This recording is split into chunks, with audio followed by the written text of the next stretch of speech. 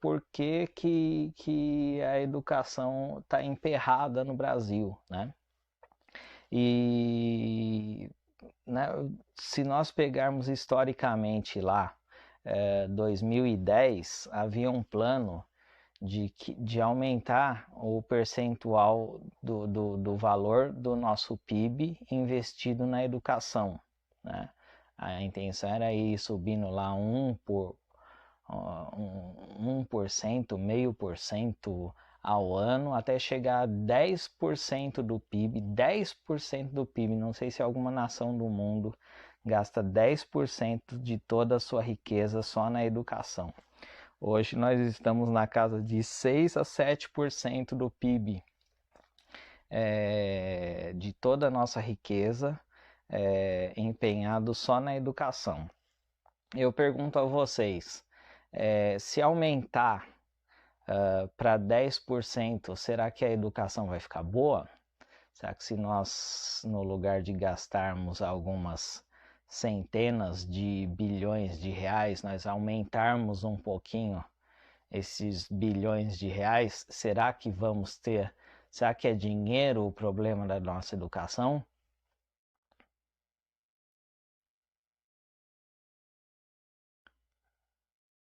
Por isso não pego tá, na verdade domingo não é aula, domingo eu abri um bate-papo, né? Domingo eu abri um bate-papo. Mas as aulas vão ser na quinta-feira e às vezes a gente vai abrir alguma coisa, um bate-papo informal aqui no Instagram. Interessante você seguir o Instagram. Agora eu pergunto a vocês que estão interagindo aí. A Lucinéia já deu a opinião dela ali, né? Acho que é a opinião. Será que o problema da educação brasileira é dinheiro? É dinheiro? Eu trabalho numa rede é, que tem um laptop por aluno, um laptop por aluno. Na verdade são Chromebooks, né? São notebooks pequenos só para navegação, né? Políticas públicas, não é o Pascal está falando, ou a Pascale, ou o Pascal, acredito, está falando, não é somente dinheiro, são as políticas públicas, a má gestão, a desvalorização dos profissionais e uma série de critérios que deixam a desejar, certo?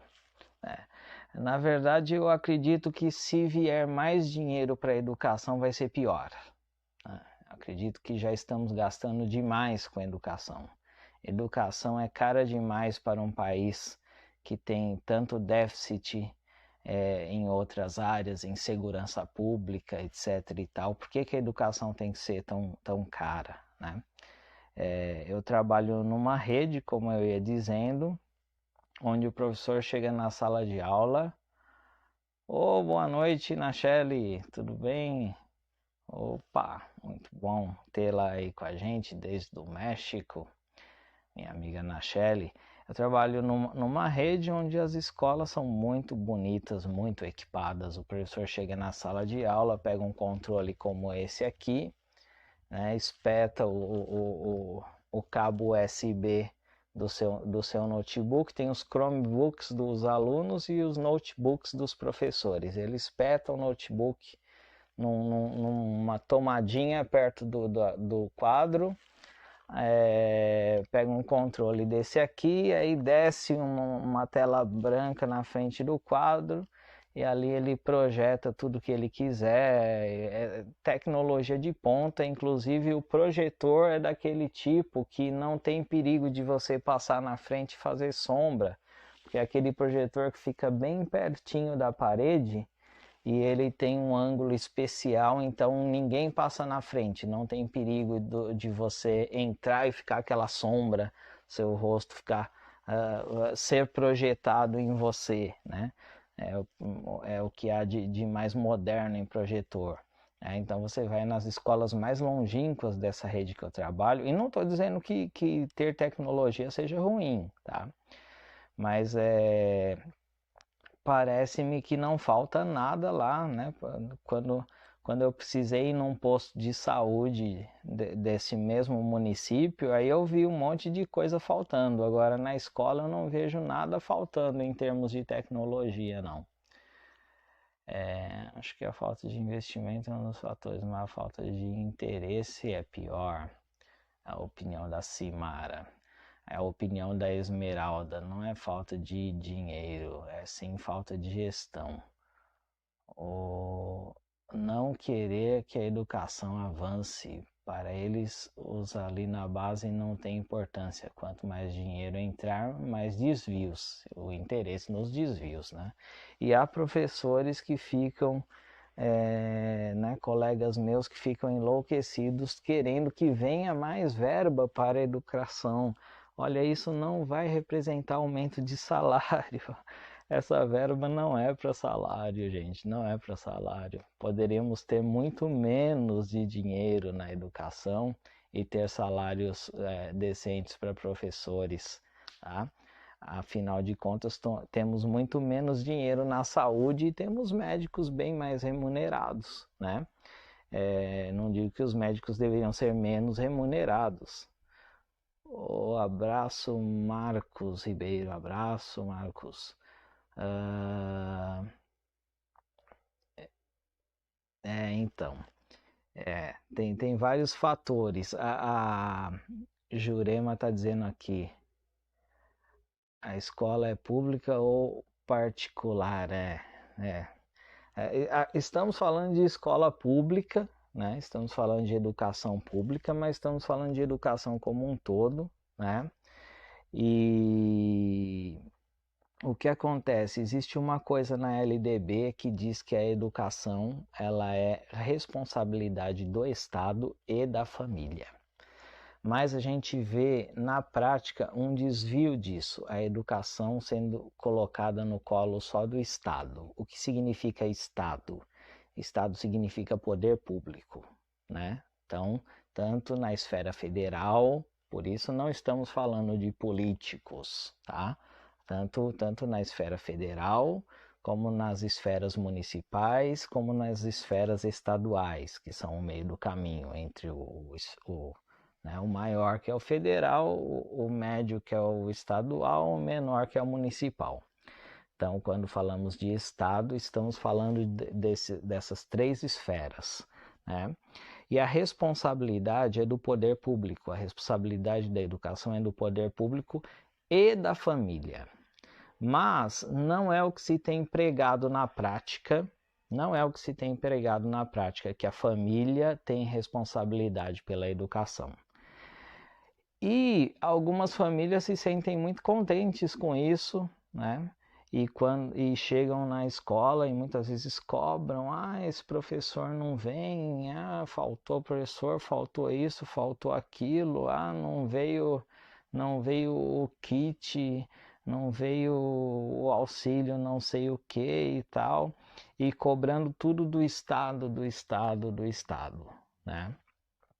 E essa família não percebe que o Estado não está te dando nenhum presente, né? O Estado, quando ele abraça a responsabilidade sobre até a roupa que o seu filho vai usar, ele não determina um uniforme escolar e quer que você compre. Ou, caso você não possa comprar, você faça uma declaração de impossibilidade e aí sim ele te doa. Não, ele doa para todos, né?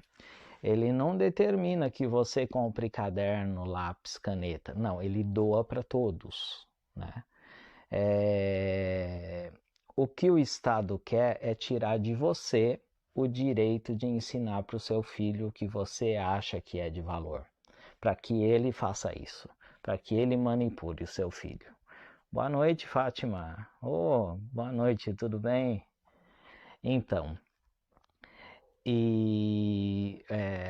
não pense que é um privilégio que o Estado esteja, que as escolas agora vão ser de tempo integral. Ótimo! Nos países desenvolvidos, as escolas são de tempo integral.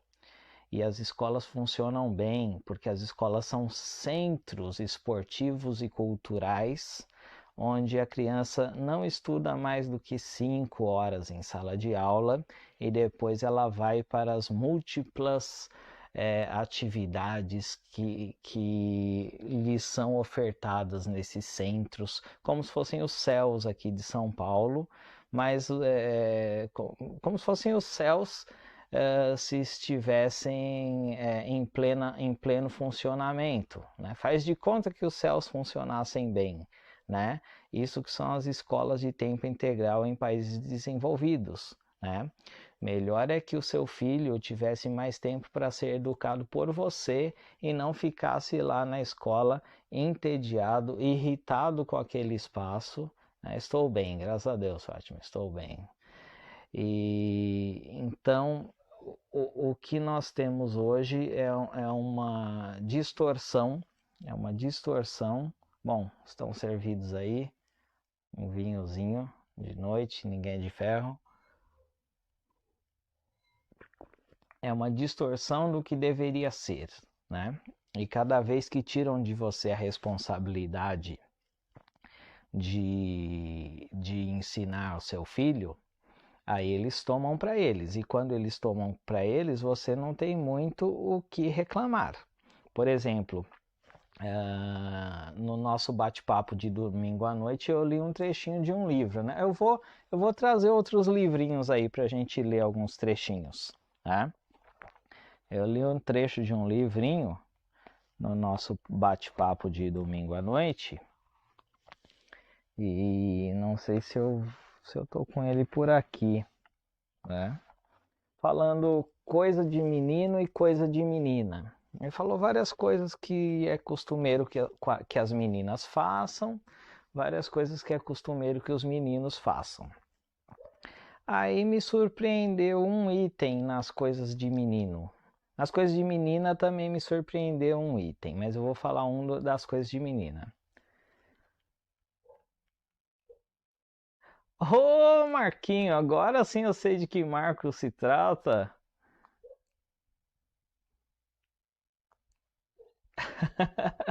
Grande Marco, meu amigo, caramba, faz tempo, hein? No Pixinguinha, quando ainda não era, nem se chamava Pixinguinha.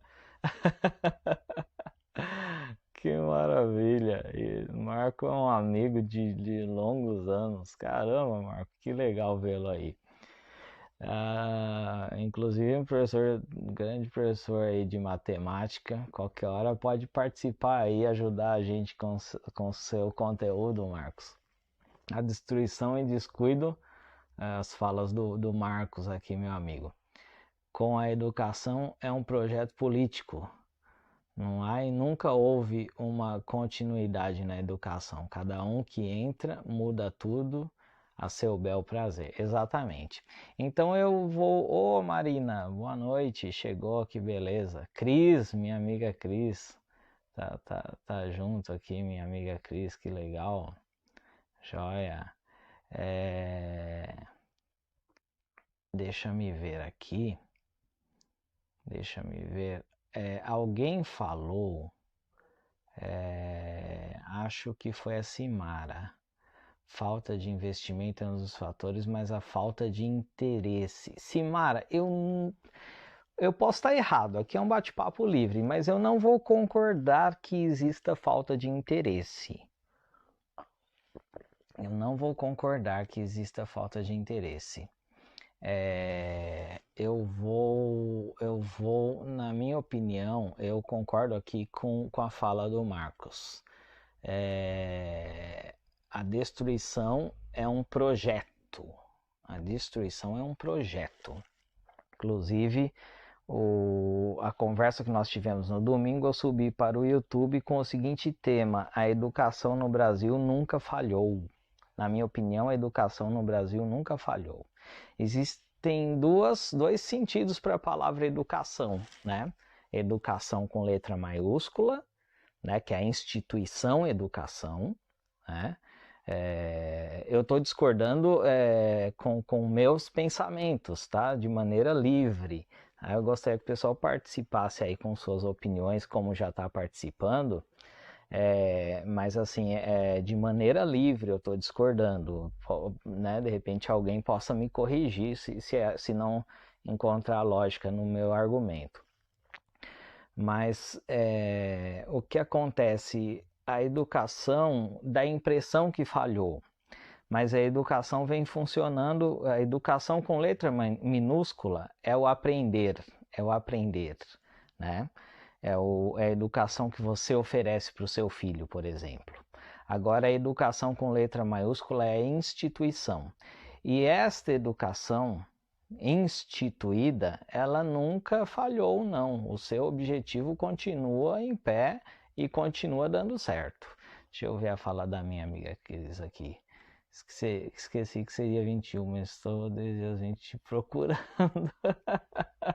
Ô Cris, eu peço desculpa, eu tô fazendo uma confusão na cabeça do povo aí, mas obrigado. Obrigado por, por isso. Na verdade, hoje seria só um bate-papo às 21, mas as nossas aulas agora são só na quinta, tá? O que ocorre é o seguinte, esse livrinho, né, alguns aí que agora chegaram, estavam aí com a gente, eu li junto com vocês um trecho de um livrinho que diz coisa de menino, coisa de menina. E esse livrinho assim fala, coisa de menino, ser amigo, ser forte, ser valente, ajudar, etc e tal.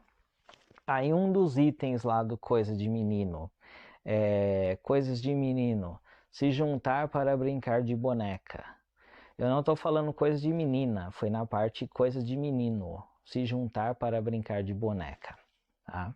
Então, esse livro está nas bibliotecas das escolas públicas de alguns municípios por aí.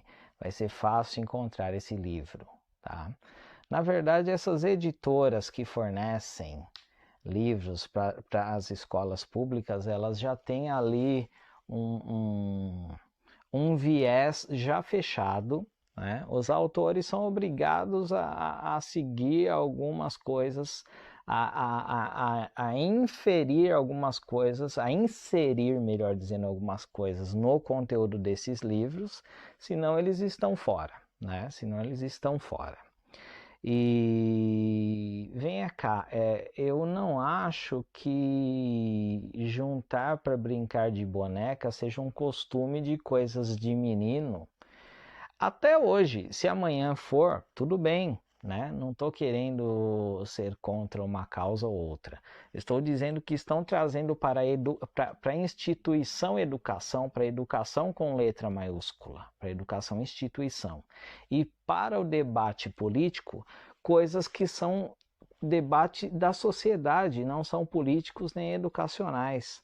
Por quê? Porque aí eu trago certas coisas e através de certos temas eu começo a manipular, né? Eu começo a manipular. Por exemplo, o tema sexual, já que falamos, né?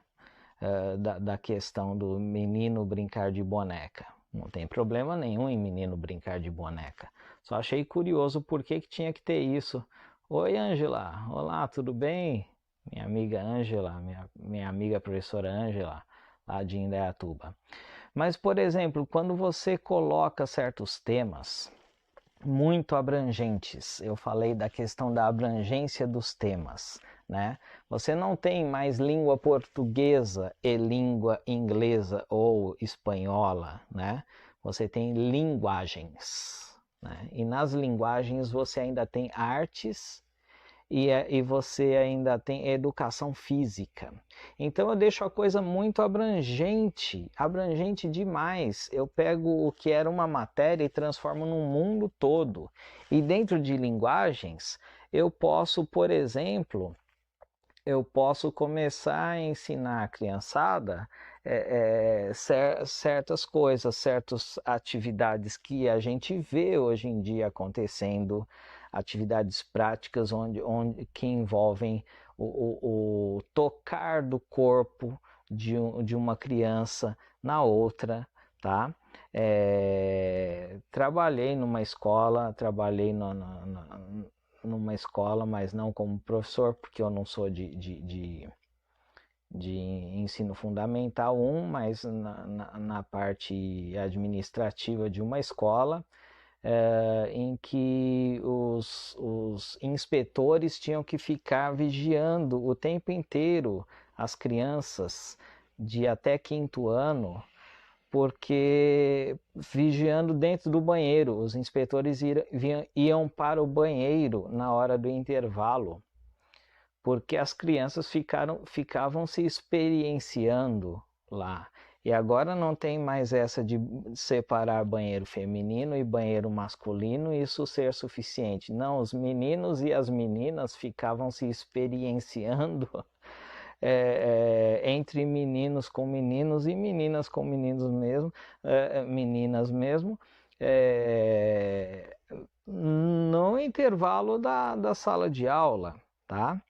E o que acontece? Depois de uma aula onde as atividades envolvem a invasão do corpo do coleguinha mais do que a média, envolvem a proximidade mais do que a média, né? Então você parece que vai levando a educação para certos temas secundários e temas que facilitam a dominação, né? Por exemplo, se eu no lugar de estar aqui oferecendo algumas discussões sobre educação, eu estivesse oferecendo dinheiro, não teríamos 12 pessoas assistindo, teríamos 12.000 pessoas assistindo. Pela média de idade em que estamos, acho que dinheiro é uma grande primazia, não é isso?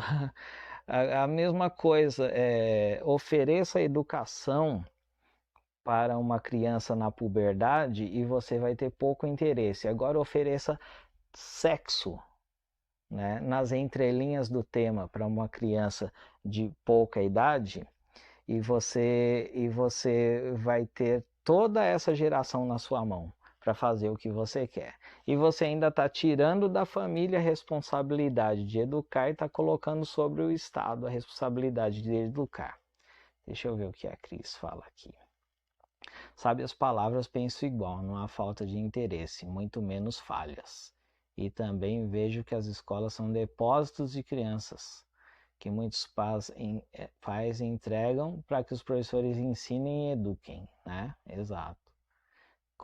Exatamente isso. Vejo isso aqui onde moro, a descaso de muitos pais que nem sequer sabem o que os filhos estão aprendendo. Lógico que há exceções, não estou generalizando. É bem por aí mesmo. Então o projeto está dando certo. O projeto de determinar para onde que a próxima geração vai está dando certo e está acontecendo a partir da escola. A televisão está perdendo força cada vez mais, né?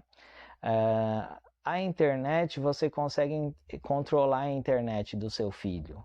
Ora, então o que está acontecendo? O que está acontecendo? É na escola. Não pense que a escola é fraca. A escola quando você se lembra lá da sua infância, tal, as lembranças mais interessantes estão na escola. A escola é parte da vida do seu filho, é a parte talvez prioritária, se não prioritária, é uma das mais prioritárias da vida do seu filho. Então dizer que a escola não vai interferir no que seu filho pensa é uma grande mentira, né? Se a escola ela está desvirtuando ou se ela está fraca, né? E também trazer certos temas, né? Por exemplo, eu falei sobre o tema da sexualidade. Trazer isso de forma muito tenra, muito jovem, né? Qual a intenção hoje? Por exemplo, se você falar de gays e lésbicas, você está falando de um grupo pequeno, né? De um grupo de eleitores pequeno, né? Agora você começa a aumentar essa sigla. Você começa, não é mais GLS, igual era nos anos 90, lá, quem lembra disso? Início dos anos 2000, eu acho. Não, já nos anos 90, né? Não, aí você começa L, G, B, T e vai vindo letra aí, né? Q, I, A, e depois ainda tem um mais, ou seja, todo mundo que tem alguma afinidade com esse tema aí, é bem-vindo para a bandeira colorida, né? E aí certos partidos levantam a bandeira colorida. Eles não estão, se você é dessa causa, se você tem um filho que é dessa causa, se você tem afinidade com essa causa, aquele pessoal lá que está dizendo que defende a sua causa não defende. Eles vão ampliando, e isso não é em termos de Brasil, é abecedário completo, Cris, realmente. Isso não é em termos de Brasil, isso não é em termos de Brasil, isso é mundial, é uma forma de controle da manada, mas manada é uma boiada toda, é um grupo todo. Manada não são 3 ou 4, então eu tenho que ir abarcando. Então eu vou pondo letra aí, eu vou pondo letra. E aqui eu estou falando da questão sexual, tá?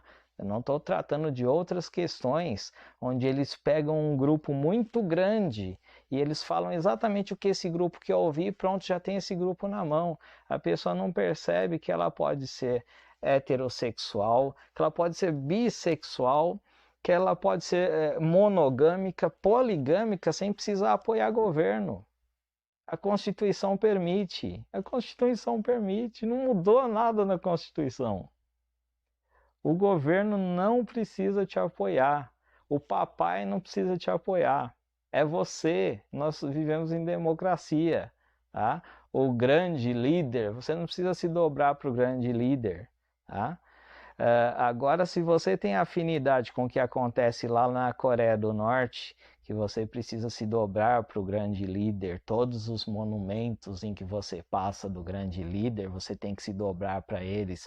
Você não tem que ter foto da família dentro de casa, você tem que ter foto do grande líder. Dos 3, né? Porque já estamos no terceiro, morre ou não morre, não sei, está escondido em algum lugar aí o tal do Kim Jong-un. Tá? Tem que dobrar para os 3 grandes líderes. E religião lá é proibido, eles que são os deuses. Né? E a China, o que começou a acontecer na China recentemente? Agora tem que colocar a foto do grande líder nas igrejas. Você pode ter a sua religião até agora na China, desde que coloque uma foto do líder na sua igreja, né? Então, cuidado com essa coisa de você precisar do direito adquirido por parte da política. O direito já está lá no pé da letra e você faz junto com o seu grupo o que é bom para você. Você não precisa da aprovação do papai. Tá? O papai, no caso, é o poder. Você não precisa. Você já cresceu, o papai não manda em você. Tem ali ó, o Código Civil, tem ali o Código Penal e principalmente tem a Constituição para você saber o que faz da sua vida. Tá? Senão daqui a pouco você vai casar, tá? Seu casamento heteroafetivo, homoafetivo, não sei o quê, e você vai ter que casar com a bênção do grande líder. Só que nesses países aí que eu citei, a homoafetividade ela não é bem-vinda, viu? Não é bem-vinda. Só que na hora de pegar o rebanho para votar em mim, eu sou bonzinho. Depois que eu tomo o poder, aí tem que ver o que é que eu vou fazer com isso, né? Então eu vejo muita fragilidade na capacidade de reflexão do brasileiro, muita fragilidade. E isso é um projeto bem sucedido da nossa escola.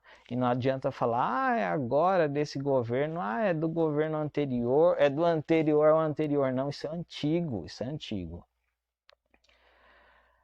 É verdade, Cris. Pascali. Antigamente, quando o aluno não ia bem, a culpa era do aluno que não se dedicava, os pais cobravam dos filhos. Hoje em dia, o aluno não vai bem, a culpa é do professor, da escola. Exatamente, né? As inversões de... Por exemplo, eu falei aí, voltando para essa questão sexual. O que significa, afinal de contas? Me ajudem aí nos comentários, a sigla LGBT, até aí é fácil, né? Lésbicas, gays, transgêneros, né? Transgêneros é muito amplo isso aí, né? Essa questão de a pessoa nasceu num corpo, mas sente que deveria ser de outro corpo. LG e bissexual, que para mim ser bissexual, aí eles já têm que inventar os termos trisal, já viram esses termos? Trisal, poliamor, ou seja, parece que é uma tendência do ser humano ter que estar num grupo onde ele não é mal visto, né? Porque bissexual, se você é bissexual, automaticamente você é poligâmico, né? Por quê? Porque para ser bi é mais de um, não importa se é mulher ou é homem, né? Então já inventaram agora os casais de três, inclusive romantizam isso. Passou, acho que uns 4 anos atrás eu assisti, porque se for menos de 4 anos para cá eu não assisti nada de televisão. Passou lá no Globo Repórter, eu acho, um casal de três, né? Trisal, 2 rapazes e uma moça. E aquela sensação, aquela coisa, aquela música romântica. Venha cá, no amor de verdade não existe ciúme, não em se compartilhar assim, né? Veja, você pode ter sim relações abertas, onde certamente não haverá laços afetivos muito sérios. Especialmente para quem nasceu há pelo menos 20 anos aqui no Ocidente. Não vai haver laços afetivos muito sérios. Quando você começar a propor à sua esposa ou ao seu marido relação aberta, é porque você está cansando do casamento, é porque está xoxo, né? Então, quando se fala de bissexualidade como sendo uma coisa normal, eu já tenho problema em entender isso. Deem a mim aí um exemplo. Oi, Brenda, tudo bem, querida? Sexta-feira estaremos conversando e sexta vai dar certo, hein, Brenda? Lá às 4 da tarde, às 4 da tarde aqui aqui no Facebook. A Brenda, estamos agora com a Brenda e com a Nachelle do México, sempre junto com a gente, agradeço. Então existem certos costumes que são discutidos numa esfera onde deveria estar se discutindo português, matemática, tá? Eu não estou tirando. Agora, quem sabe aí dessa sigla LGBT, aí acrescentaram o que? Quem sabe o que significa esse que? Alguém sabe? Ah, vai dar certo, Brenda, vai dar certo. Quem é servido aí um Cabernet Sauvignon para animar a nossa metade, terça-feira, início de semana, né? Inventando nome para as coisas que já existem. O movimento hippie pregou amor livre. Exatamente. E não precisava de política para isso, né, Marcos?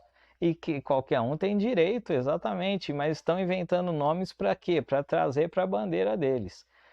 Queer, exatamente, a Brenda trouxe aí, queer. Veja bem, eu tenho direito de me satisfazer do jeito como eu quiser, né? Desde que eu não adentre ao que é o limite do outro, desde que eu não ataque as leis do respeito, etc., né?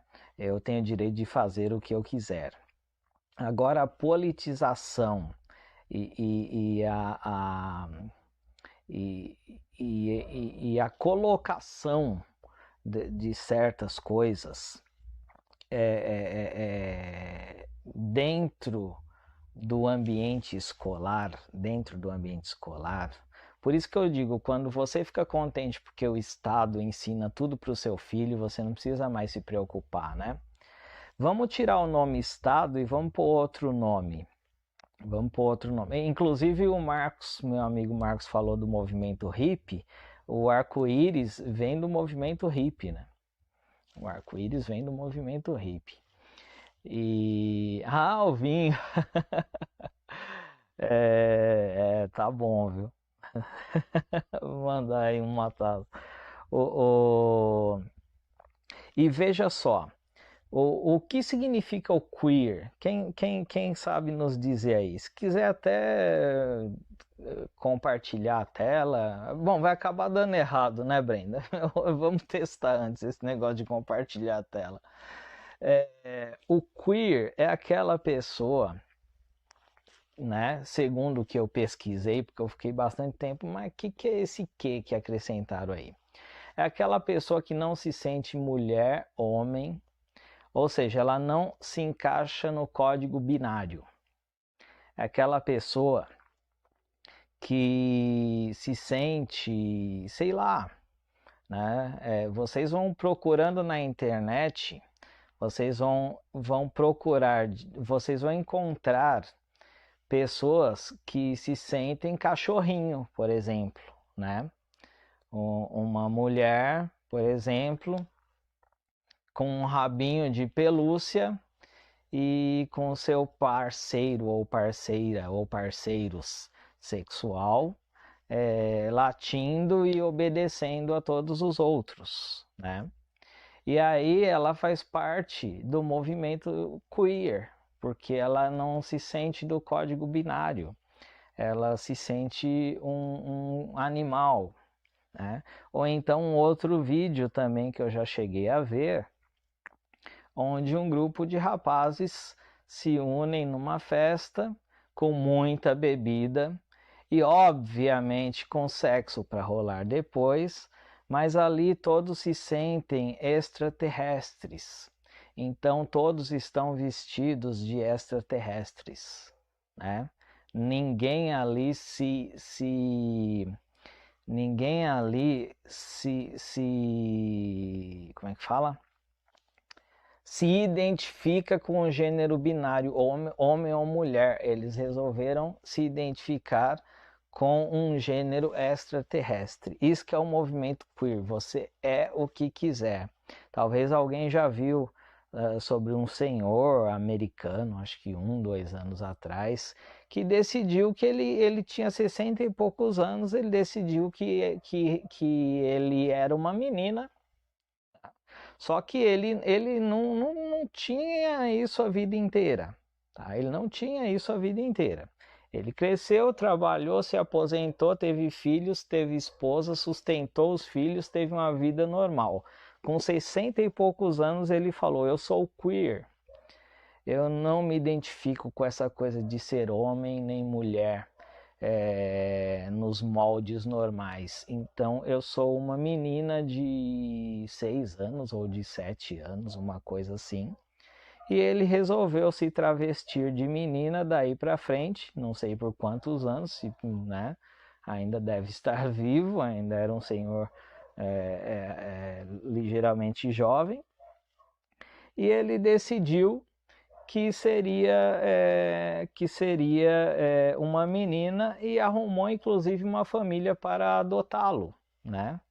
E para tratá-lo, para chamá-lo pelo nome, etc. e tal. Então, você percebe que não são coisas que estão devidamente catalogadas, tá? Na verdade, não existe esse desvio de querer ser cachorro, nem esse desvio de querer ser extraterrestre, nem esse desvio de um senhor barbado querer ser uma menina. O que existe é uma nomenclatura que justifica isso e que entra não só para a educação, que entra para o DSM, que entra para a medicina e atrapalha toda a ciência. E agora, como eu vou estudar gêneros, pelo amor de Deus, se tudo isso aí está catalogado como desvios ou como multiplicidades do ser normais, tá? Como, como, como coisas normais, não é doença, não é doença e não é brincadeira, são só diversidades. Tá? Então veja como eles pegam essas bandeiras e colocam essas bandeiras a seu bel prazer, porque todo esse tema excita demais, especialmente os jovens, excita demais. O objetivo é excitar. Não tem, você quer ter uma pessoa nas mãos, utilize o prazer. Tá? Isso já é uma técnica milenar, tá? Já é uma técnica milenar através do prazer que você domina, né? Através de a escola ela tem seguido aquela regra aquela regra da relação vendedor-cliente, ou seja, fale sempre o que o cliente quer ouvir, né? Então, a escola vem trazendo coisas, por exemplo, né, eu li com vocês uma apostila esses dias, né, uma apostila matéria de ciências de ponta a ponta num bimestre, fala somente de prevenção, né, a despeito, a despeito não, a pretexto de falar sobre prevenção, na verdade eles estão trazendo a molecada para pensar em sexo, né? E aí tudo que a escola falar vai ser verdade para essa molecada, vai ser verdade, né? E como eu falei, desde que eu comecei a tratar desses assuntos, eu vou ganhar alguns dislikes aqui no canal, né? Mas não tem como eu não ter a minha opinião, né? Então é assim, ensine ao seu filho como se proteger, ensine ao seu filho como evitar ser excluído na sociedade, como lidar com certas coisas diferentes da maioria da média que ele possa ter, tá? Ensine ao seu filho algo que lhe possa permitir ter uma profissão, portanto a educação tem que ser de qualidade, a leitura tem que ser de qualidade, até para que ele possa defender as causas dele. Não adianta, tá? A turminha, eu já em alguma live dessa aí, eu já percebi pessoas discordarem de mim ali nos comentários, e eu pedi para que tivéssemos um debate então, para que a pessoa que discordou trouxesse comentários para enriquecer, para não termos um lado só de pensamento. Mas a verdade é que a pessoa que discordou, ela não gostou de ouvir, mas ela não tem um argumento lógico para contrapor, né? Então, o que você precisa é oferecer amparo psicológico, amparo emocional para o seu filho e educação. O resto, ele se vira, ele se vira, né? Agora, essas bandeiras que estão levantando por aí, desculpe dizer, essas bandeiras não são para te representar. Talvez você já percebeu isso porque você é esperto. Essas bandeiras não são para te representar. Essas bandeiras são para ter você na mão, você e sua geração. Aqui estou falando com os jovens, para ter controle de vocês, né? Para ter controle de vocês. Afinal de contas,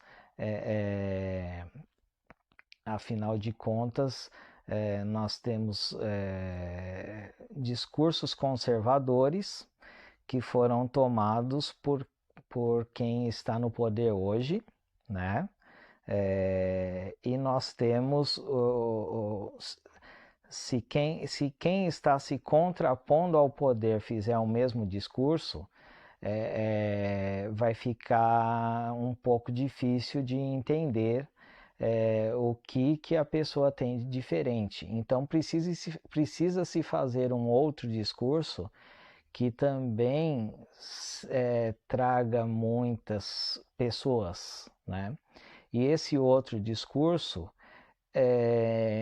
pelo menos para os jovens, tem funcionado muito bem, o discurso da sexualização, da erotização, quando tudo isso não precisaria ser abordado, pelo menos abordado de forma prioritária pela escola, né? Em alguma matéria ou outra, tá? Diferente da nossa geração, em que os jovens passavam vergonha, não sabiam o que fazer, etc e tal, não sabiam como se prevenir. Então tem sim que haver um amparo psicológico, sim, mas isso não é tema prioritário da escola, né? Isso é para ser tema prioritário na família, né? E isso não tem nada que ver com poderes políticos. Isso não tem nada que ver com poderes políticos. Poderíamos até nos dar ao luxo de falar sobre isso se não tivéssemos tantos milhões de pessoas ainda na linha da miséria, né? Se não tivéssemos pessoas que ainda morrem de fome, né? Agora que orgulho ou que egoísmo é o seu de querer levantar a sua bandeira quando você tem pão na mesa todos os dias e querer pôr a sua bandeira à frente da bandeira de quem passa fome?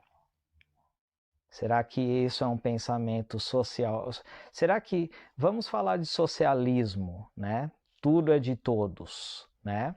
Será que o socialismo, na sua essência, que nunca funcionou, mas será que o socialismo, na sua essência, tinha esse objetivo? Que algum grupo de pessoas que saem no fim de semana para tomar cerveja Heineken, para tomar whisky importado, 12 anos, para frequentar bons bares, para viajar para o exterior nas férias, fique brigando pelos seus direitos sexuais, enquanto o vizinho dele não tem a subsistência básica, não tem o pão para pôr na mesa? Essa é que é a essência para quem pensa do ponto de vista socialista, tá? Porque eu acho que o meu pensamento ele é mutante, o meu pensamento é aquilo que dá certo para cada momento, tá? Agora tem gente que é irredutivelmente socialista ou irredutivelmente capitalista. Para você que é irredutivelmente socialista, é certo que a sua bandeira tenha tanto destaque, enquanto tem pessoas que de repente têm as mesmas variações biológicas que você, mas essa pessoa não está preocupada com essa bandeira porque ela ainda precisa dar um jeito de pôr o pão na mesa, né?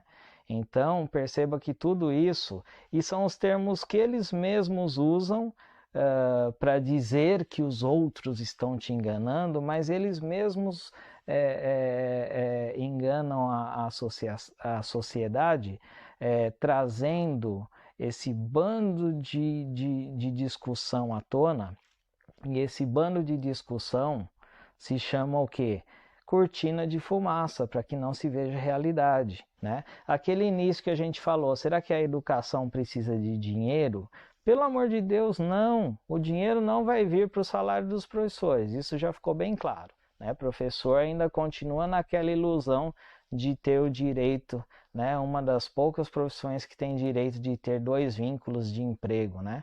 2 vínculos de emprego, mas assim, para cada vínculo, né, ele trabalha numa rede estadual e lá ele vai para 2 ou 3 escolas. E numa rede municipal e lá ele vai para 2 escolas. Então, 2 vínculos de emprego não é com trocentas escolas. Isso é uma grande ludibriação. Você tinha que ter o direito de trabalhar numa escola só e ter um salário decente, tá? O professor do seu filho, com exceções, tá? E não com poucas exceções, não vou defender muito meus colegas não, mas o professor do seu filho, em geral, ele está doente e está cansado sim, ele não está faltando porque ele é corpo mole, não. ele precisa se sobrecarregar para conseguir sobreviver, tá? E oferecer ao professor o direito de ter até mais de 60 aulas por semana é uma forma de ludibriá-lo. Esse professor teria que viver com 20 aulas por semana e viver bem, né? A partir daí você pode cobrar o professor, olha só, aulas bem preparadas, aulas bem ministradas, alunos bem preparados. Só que eles também não vão ter intenção de canalizar toda essa grana que eles ficam brigando agora por causa de tal verba que vai acabar, tal verba que não vai acabar. Essa grana não vai ir para salário de professor, eles precisam de professores mal remunerados e sem tempo para estudar. Porque aí o plano deles continua dando certo, né?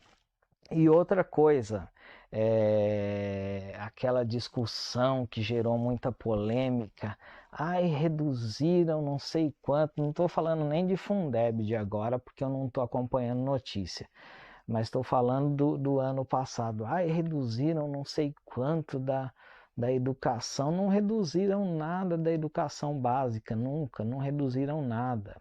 Reduziram da educação superior. Mas veja cá, o que a nossa educação superior, os reitores aí, a bunda deles já está colada na cadeira, eles não saem mais de lá para nada, porque eles têm a vida de rei, eles não fazem nada, os reitores das faculdades públicas especialmente, né? Então tem que tirar a grana de onde está sobrando e pôr onde está faltando, tá?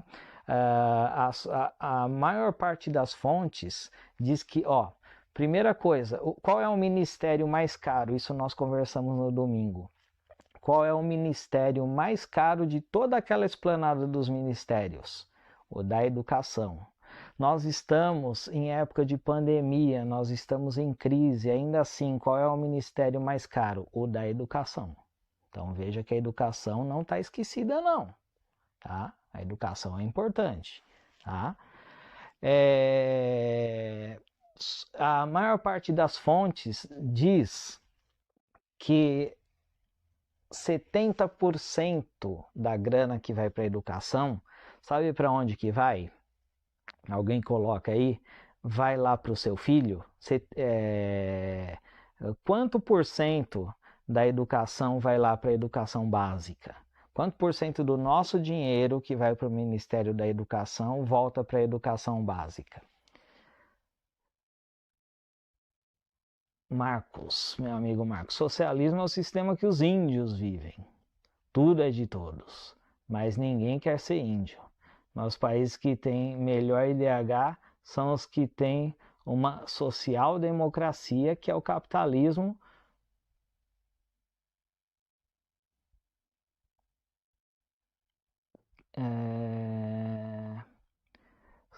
Social-democracia é capitalismo, mas com políticas sociais. Tudo que é público funciona muitíssimo bem. Existe muita pouca desigualdade social. Aqui é um abismo entre ricos e pobres. Interessante, Marcos, interessante. Então, veja, a maior parte das fontes diz que 70% do dinheiro da educação vai para a educação superior e só 30% fica na educação básica. Algumas fontes como o G1, tá, que são fontes assim que tendem a amenizar tudo que tendem é uma fonte altamente questionável hoje em dia, mas ainda assim o G1 fala que 58%, tá? Foi a fonte que eu encontrei que traz o menor número, mas ainda assim o G1 diz que em 2019, esse ano é uma exceção, tá? Tô falando até o ano passado. Em 2019, 58% de todo o dinheiro destinado à educação ia para a educação superior. Portanto, nós professores de educação básica, o seu filho de educação básica fica com o restinho, 30%, no máximo 42%, segundo o G1. E o resto é tudo para educação superior. Aí eu pergunto, quantos brasileiros tiveram educação básica e quantos tiveram o conhecimento que se espera ter ao sair da educação básica, né? Será que é correto que vá para a educação superior mesmo? Bom, depende, né? Temos vários países aí do mundo que já estão lá beirando a possibilidade da vacina, não é isso? Tudo, que em qualquer área eles estão altamente desenvolvidos e esse desenvolvimento de pesquisa depende de dinheiro, tanto privado como público, né? Agora, o Brasil, o que é que o Brasil tem nas últimas décadas, desde que seus pais nasceram? O que é que o Brasil produziu em termos de pesquisa? O que as universidades brasileiras produziram em termos de pesquisa que seja relevante para o nosso país, que seja relevante para o mundo ou que seja relevante para uma cidadezinha de 5 mil habitantes lá do interior que você tem agora na sua cabeça, que justifique que nós tenhamos um dos maiores percentuais do mundo do PIB, assim, percentual relação educação PIB é o do Brasil, tá? Países muito mais desenvolvidos, Estados Unidos acho que chega a 5, alguma coisa por cento, Brasil 7%, os países nórdicos tem alguns que não chegam a 2% do PIB para a educação e o Brasil 6 a 7% do PIB para a educação. Só que desses 6 a 7%, o pedaço grandão do bolo vai para a faculdade. E qual a qualidade da faculdade da educação, da faculdade brasileira e o que a faculdade brasileira devolve para a população? Quantos pesquisadores formados na faculdade brasileira trouxeram alguma coisa relevante para a sua vida? Parece que tentaram trazer uma pílula do câncer um tempo atrás aí, que se era verdade que aquela pílula que não era um placebo, com certeza algum país rico aí já calou a boca do pesquisador, que gastou nosso dinheiro aqui, público, aqui em Universidade Paulista, né? Universidade de São Paulo, gastou nosso dinheiro e isso aí já está no fundo de alguma gaveta lá na Europa para no fundo, para no futuro ser produzido por grandes laboratórios com a assinatura de pesquisadores estrangeiros, ou seja, nada do mérito vai vir para o Brasil, tudo que nós sustentamos, tanto em termos de mérito quanto em termos de devolutiva financeira, vai ir para estrangeiros, se isso não for um placebo, né? Então, tudo que se tenta fazer aqui não se consegue.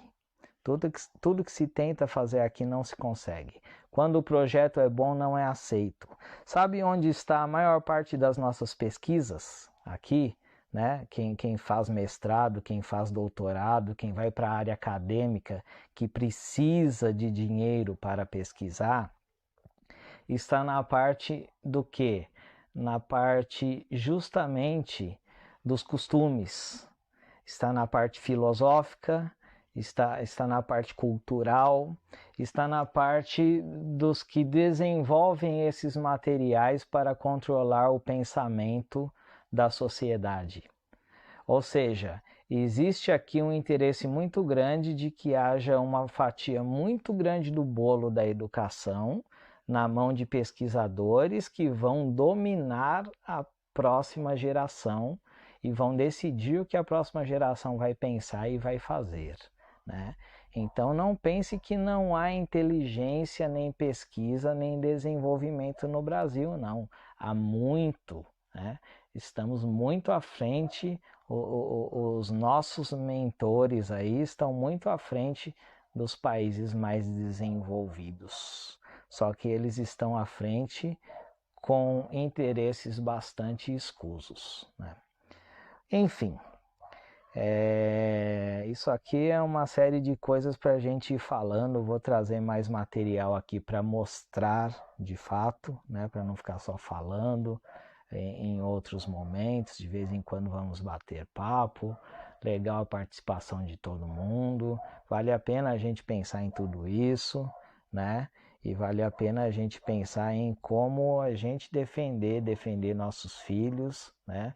Defender no sentido de conscientizar, porque você não vai tirar ele do sistema onde ele vive, né? Mas no sentido de conscientizar para que ele não seja uma marionete aí do sistema.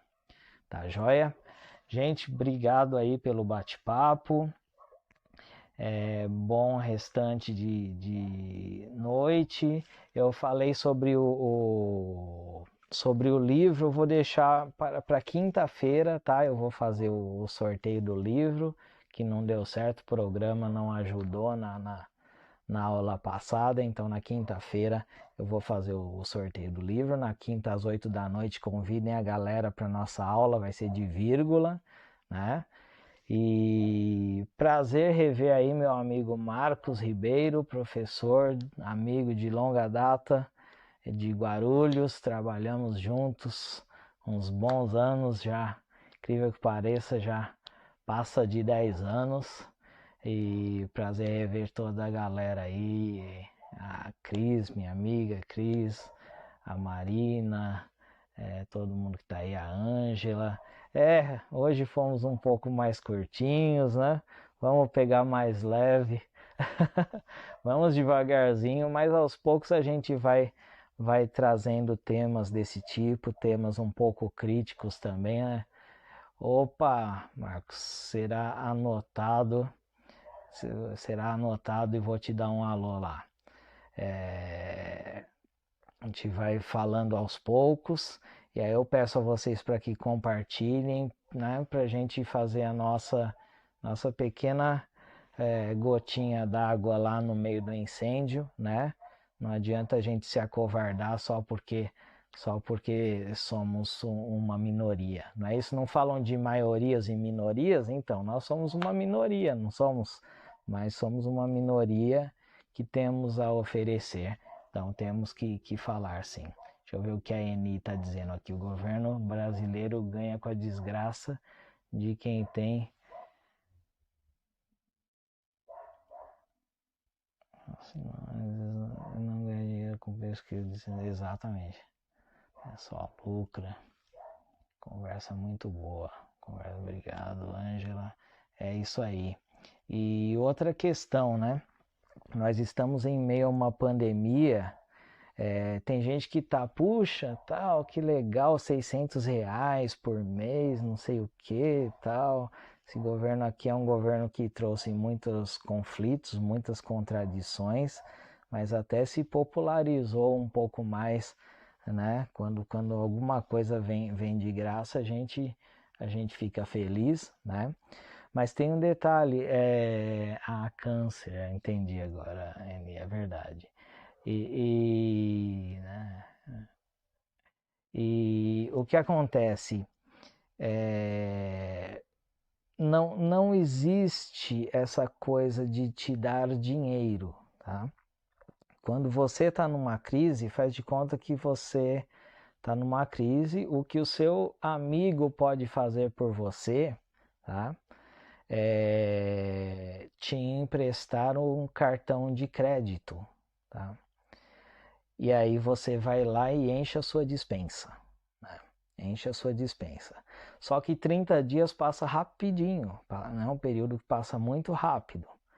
Aí daqui a 30 dias você vai ter que pagar, mas você ainda estava desempregado 30 dias atrás. Por mais que você tenha tido sorte de arrumar um emprego muito rápido, você ainda não tem salário 30 dias depois, né? Então você não vai pagar a fatura daquele cartão de crédito que seu amigo arrumou, né? Então, o que vai acontecer? Você vai pagar a mínima. Joia, Elisângela, vou acrescentar, vou te dar um alô lá, vai ser um prazer. Legal, Elisângela Costa. O seu amigo, ele te empresta o cartão de crédito e no mês que vem, tudo bem, ele é amigão, tudo bem, você paga a mínima. Você não precisa pagar a fatura toda, você paga a mínima. Aí no outro mês você ainda está ferrado, vai lá e paga a mínima de novo com juros. Daqui a um ano você está com uma bola desse tamanho assim de dívida no cartão desse amigo e ainda está pagando a mínima, né? Nada é de graça. Exatamente, Cris. Pagamos lá na frente. Então agora é amanhã, né, que lança a nota de R$ 200. Por que estão lançando uma nota de R$ 200? Ué, porque o nosso dinheiro vai perder o valor. Inflação, né? Todos nós aí que lembramos, mesmo que de criança, né? Que é o meu caso, eu nasci em 79. Todos nós que lembramos um pouquinho, final de 79, todos nós que lembramos pelo menos um pouquinho dos anos 80 e do início dos anos 90, sabemos muito bem o que é inflação descontrolada, né?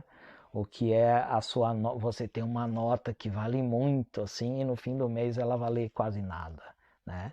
Então por que a Casa da Moeda vai estampar milhões de cédulas de R$ 200? Porque já não está compensando.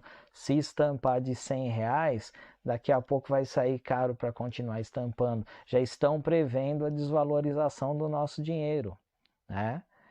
Nós estamos consumindo hoje aquilo que vamos pagar com juros depois em forma de desvalorização, né? Então tem gente que pensa que política econômica é só para ludibriar, que existe uma árvore da vida, uma árvore que vai te dar o eterno sustento. Não existe, a coisa precisa se equilibrar, né? A coisa precisa se equilibrar. Então esses absurdos que as prefeituras estão gastando agora, né? Essa doença mortífera, e eu fiz uma live de desabafo aí no meio da madrugada. A Cris assistiu de dia, né, Cris? Porque eu fiquei com raiva de amigos meus, hein? Não sei nem se eles viram, mas amigos, eu falei a verdade. Puxa, não sabia que meus amigos tinham me chamado para tocar uma música, fazer uma live que inclusive live do bem. Teve toneladas de alimentos lá que eles, por meio da live, conseguiram captar e me chamaram para participar e eu fui. E eu não fiz ainda o teste, mas eu tenho certeza pelos sintomas. Eu vou fazer no dia que fizer o teste eu falo para vocês. Eu tenho certeza que eu peguei o Covid lá, mas já passou já uns 3 meses, né? E o que acontece? A Covid, né? Porque há a doença, né? Então temos que usar no feminino. Mas o que acontece? A Covid é uma realidade, mas a Covid hoje virou um negócio fantástico, né? Um negócio fantástico para os governos, para escoar dinheiro, e a gente vai pagar caro em todas essas coisas. Um detalhe, nós temos, quando nós atingimos 100 mil mortos, salvo engano, foi em 10 de agosto, nós atingimos a marca de 100 mil mortos por Covid. Foi feito um levantamento por um jornalista, somando 5 doenças. Tá? Ele fez o levantamento só de 5 doenças, ele não fez das demais. Eu lembro que 3 eram do sistema respiratório. Então, do sistema respiratório tudo bem, porque você pode confundir, né? A Covid ela vai para o fluxo sanguíneo, mas ela mata quando ela atinge o sistema respiratório. E somando infarto, aí não é do sistema respiratório, e AVC. Né? Essas duas doenças me chamaram a atenção. Sei que num grupo de 5 doenças, tá? De março até 10 de agosto, nós tivemos um registro de 70 mil mortos a menos no Brasil. Né? Eu quero dizer que a Covid não mata? Não, pelo amor de Deus, seria uma irresponsabilidade muito grande. Esse vídeo tem um baita de um alcance fruto do nosso trabalho e de vocês que ajudam a compartilhar, fico contente. Então, ao final, se vocês olharem, apesar de estarmos agora, por exemplo, em 10, mas se vocês olharem quantos terão visualizado essa live ao final, vão ser umas centenas de pessoas e até amanhã, depois, a coisa vai crescendo, o pessoal vê gravado. Então, eu não quero ser irresponsável, a Covid é muito séria, a Covid mata, mas quem se lembra, tá? Porque para mim, eu já começo a pensar que todas essas grandes pandemias aí são ensaios para você fazer um monopólio oriental no mundo, né? Já começo a imaginar que não só a Covid eu já tenho praticamente certeza, posso estar errado, que a Covid, você acha que comer um morceguinho lá já fazia parte do costume deles e isso espalhou essa desgraça no mundo? Não, ela saiu de lá de um laboratório lá de propósito, né? E eu já começo a imaginar que tivemos ebola, etc e tal, sempre de países ou pobres ou países de ditaduras né? Onde tem nascido essas doenças, onde elas têm eclodido. Em 2009 eu fui pesquisar a gripe suína, tá? O H1N1, quem viveu essa época. Gente, só há registro em todas as fontes que eu pesquisei de 17 mil mortos no mundo de gripe suína. Eu conheço um monte de gente, Cris, a nossa querida professora Meire, de artes, tá? Jovem, bonita, morreu do quê? De gripe suína. A filha dela, adolescente na época, quase morreu do quê? De gripe suína, não é isso? Um monte de gente aqui da minha cidade aqui eu fiquei sabendo que morreu de gripe suína. Não estou dizendo que não haja mortos de Covid, estou dizendo que eu não conheço nenhum. Aí eu penso, caramba, a gripe suína não foi, a Covid não é pior do que a gripe suína. Só que pegaram a Covid e politizaram. Politizaram. E eu acho que quando eu fui num evento e cheguei lá e os meus amigos não me respeitaram, não respeitaram o distanciamento, eu fiquei com raiva, tá? Eu não estou falando desrespeite, não. Eu respeito, eu saio de casa, respeito as pessoas, mantenho a distância. Todo mundo já tá, pelo menos na minha região, o povo já não está nem aí, máscara arriada, passa a mão no nariz, etc e tal. Não, eu respeito. Tudo que tem que ser feito eu respeito. Lei é lei e vida é uma coisa séria. Mas a politização da Covid já não pode mais ser discutida. Ela é fato também. Ela é fato. Né? A politização no Brasil, inclusive, da Covid. Né?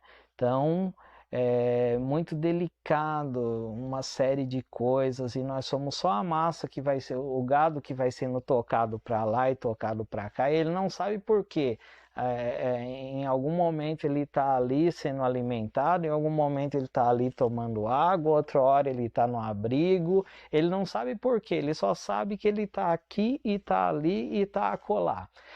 A população é a mesma coisa. Então não é desejável, em algum momento nós vamos ser gado, não tem jeito. Né? Nós somos a população, nós não somos o dono da manada. Né? Mas não é desejável que nós sejamos assim, sem criticidade nenhuma, né? Que pelo menos possamos ver o que está acontecendo no mundo e compartilhar para termos, né? Hoje todo mundo quer ser crítico, todo mundo quer falar, todo mundo quer discutir, etc. Mas e a base? E a base? E a pesquisa? E o saber ler e interpretar texto, porque temos 38 milhões de analfabetos funcionais no Brasil, né?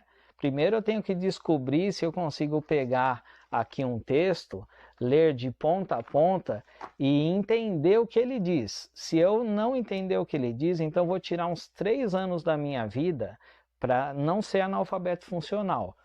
Texto, texto, texto, estudar, chamar aí o professor de português, o professor Jaci logo vai oferecer uns cursos também, ainda não me organizei para isso, tá? Por enquanto só no Facebook aí aberto para todo mundo, tá? E vou ler e vou aprender, Depois que eu li e aprendi, tá? Aí eu vou pesquisar as fontes seguras para fazer minha opinião. Agora, hoje em dia, você vê criança de 11 anos discutindo política. Puxa, eu tô com 40 anos e tantas coisas eu ainda tô tentando descobrir, tá? Eu falo aqui, mas falo com cautela para não falar daquilo que eu não sei. E criança de 8 anos discutindo política.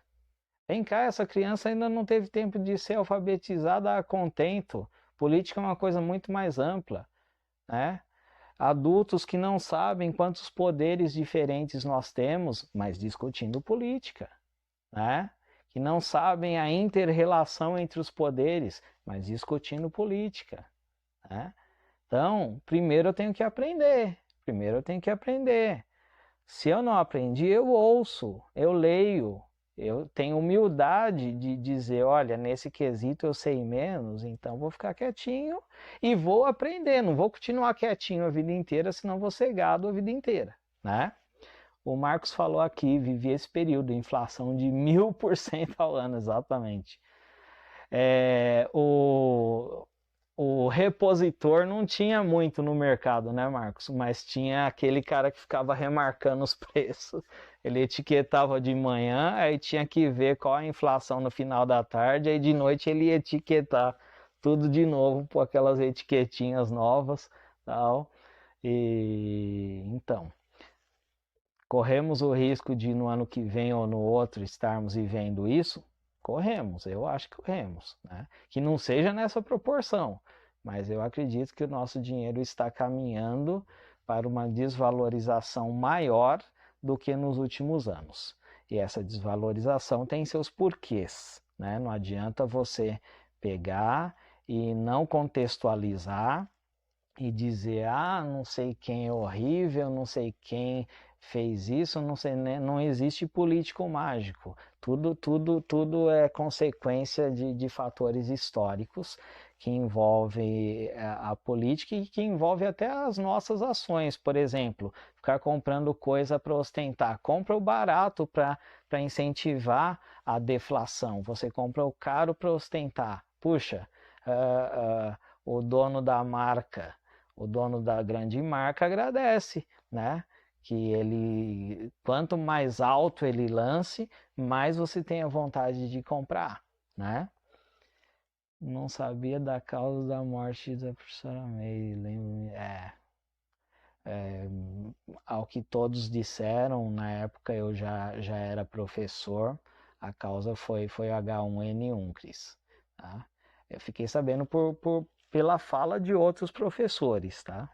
Pela fala de outros professores que a causa foi H1N1, inclusive me veio com essa informação, que a filha dela também quase morreu sendo adolescente e saudável, né? Então, H1N1, Deus me livre de estarem planejando uma fusão de H1N1 com gripe, com coronavírus.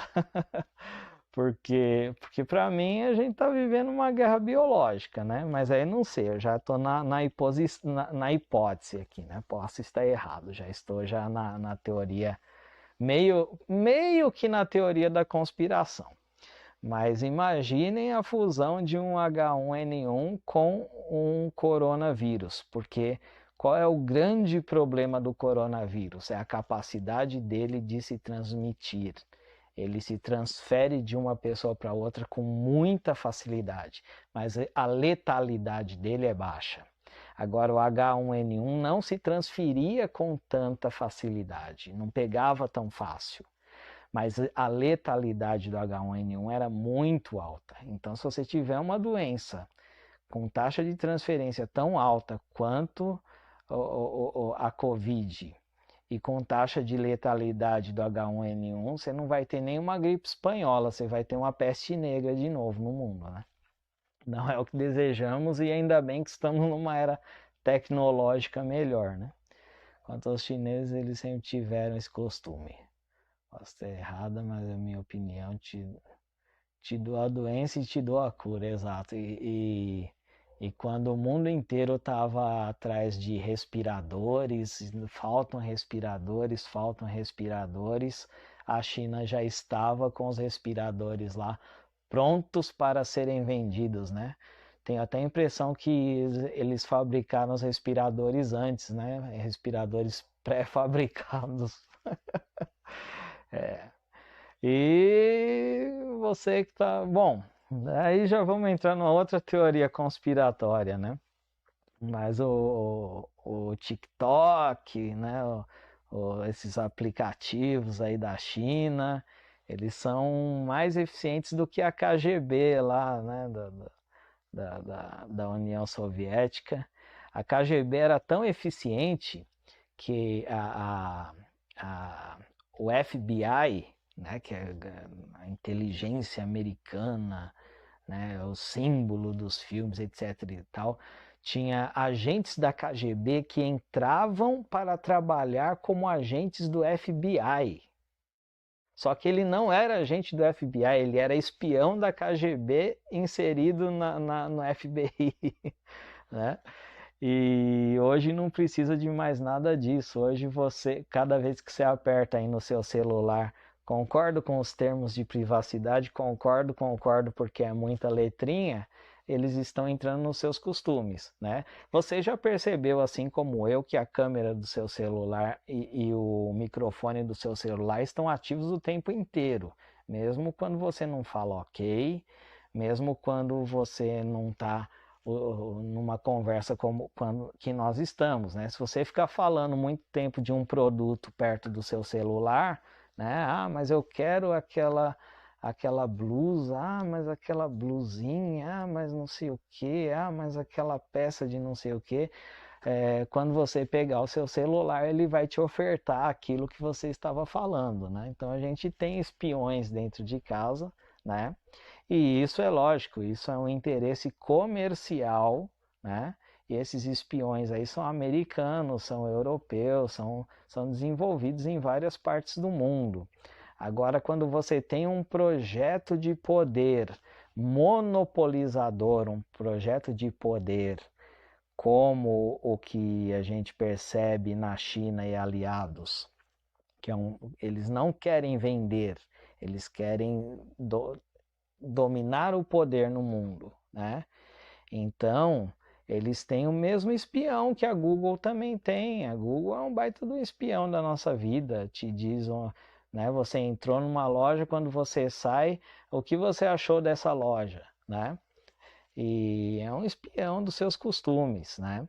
Agora, um espião do meu costume desenvolvido pela China, não sei qual o objetivo dele. Eu só sei que eu, indivíduo sozinho, pobre, mortal, eu não vou deixar de ter, porque, primeira coisa, né, na minha conta bancária não tem grandes coisas, em conta bancária eles não vão mexer, eu não sou influente a esse ponto, mas toda uma sociedade com aplicativos, com brinquedinhos como TikTok e tal, eles conseguem mapear perfeitamente quais são os próximos passos para dominar a sociedade ocidental, já que chegaram a um pezinho de dominar a sociedade ocidental com esse vírus, mas parece que ainda não deu, né? As retrações de PIBs pelo mundo inteiro, mas eu acho que ainda não foi dessa vez, mas eu não acho que eles vão desistir e eu não acho que isso não seja um plano,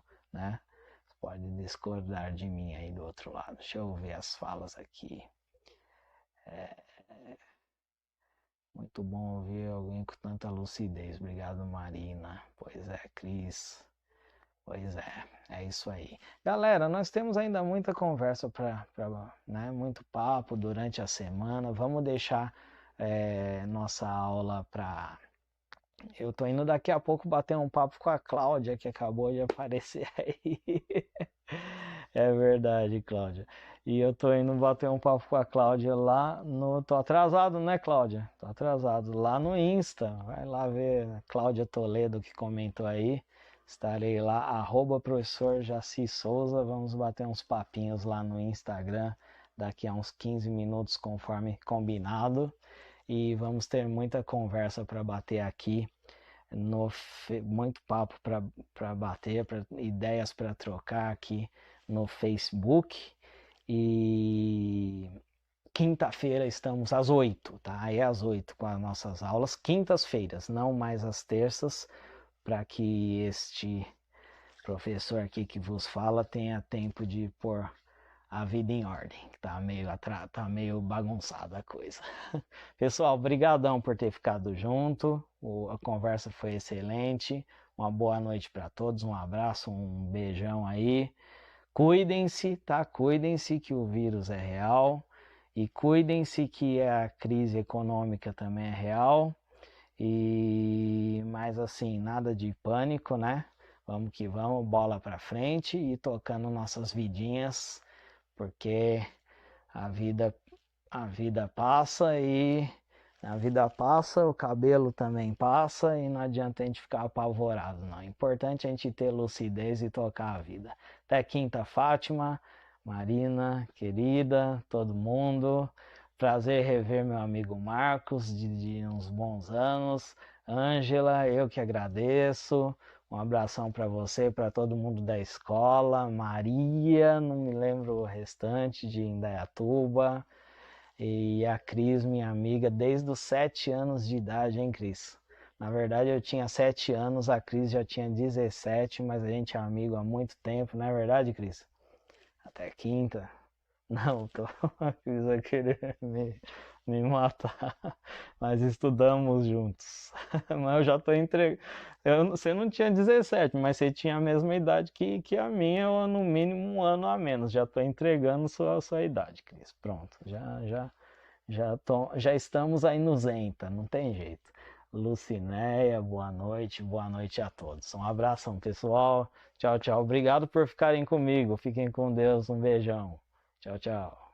Valeu muito. Até mais.